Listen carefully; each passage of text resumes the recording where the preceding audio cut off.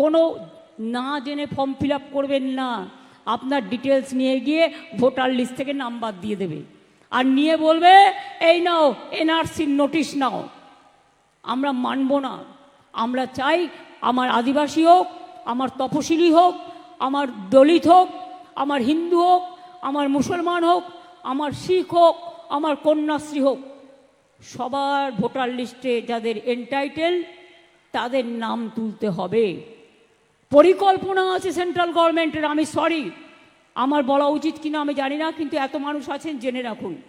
যারা ভাবছেন আপনার এপিক কার্ড আছে আর কিছু করতে হবে না, নিয়মটা পাল্টে দিয়েছে। নতুন করে আবার নাম তোলার চক্রান্ত চলছে। ভোটার লিস্টে নাম আছে কিনা আগের লিস্ট দেখলে হবে না, নতুনভাবে গিয়ে ক্রস চেক করতে হবে। আর যাদের এখন 2002 সালের আগে জন্ম হয়েছে, 2002 সাল পর্যন্ত, বলছে তাদের বাবা মায়ের বার্থ সার্টিফিকেট লাগবে।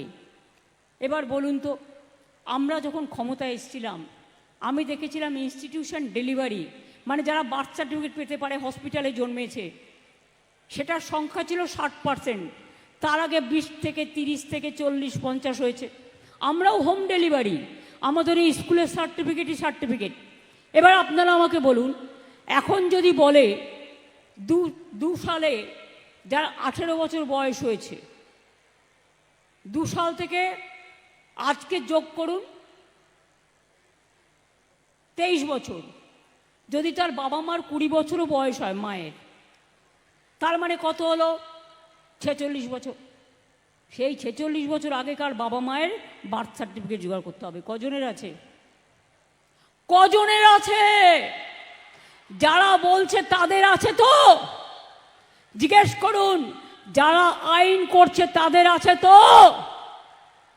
তারা সোনার চামচ মুখে দিয়ে জন্মগ্রহণ করেছেন, তারা কি করে বুঝবে খেটে খাওয়া মানুষের কথা, গরিব মানুষের কথা? বলছে